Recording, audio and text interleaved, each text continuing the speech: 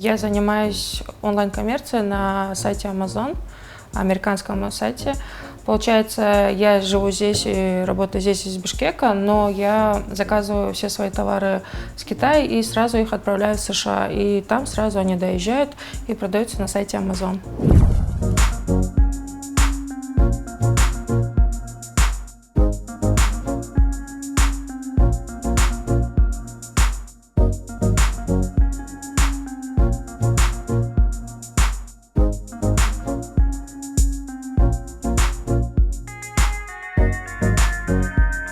Я начала думать, как сделать так, чтобы растянуть свою стипендию на 3 месяца.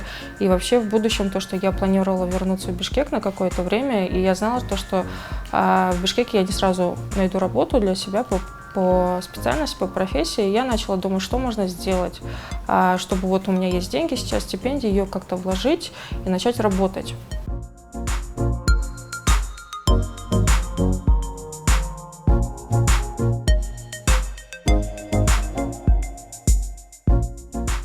Я начала с первого продукта, это были подставки под стаканы, такие из пробки, получается по-английски cork cluster.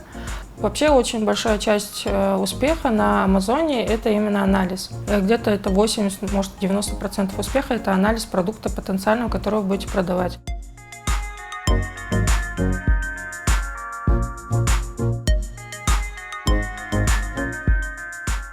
Я сидела, наверное, смотрела бесчисленное количество информации, то, что есть в интернете уже от людей, которые занимаются.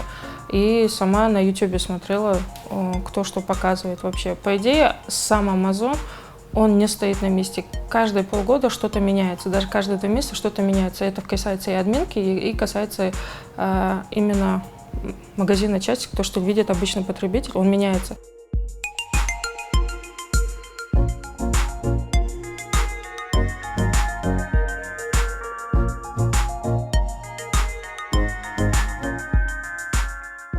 Обычно мы заказываем на сайте alibaba.com. Мы сначала делаем большой анализ, какой продукт мы хотим продавать на Амазоне.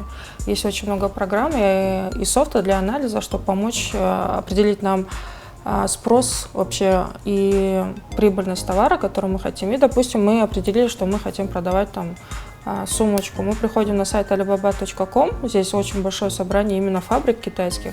И здесь мы, например, делаем какой-нибудь там бэг. Я создала бренд и продаю его в Бишкеке.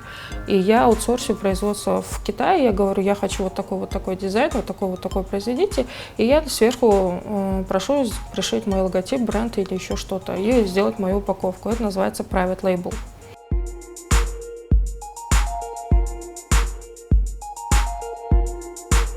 Тем более сейчас то, что из-за пандемии гораздо больше людей пользуются электронной коммерцией, она только будет расти.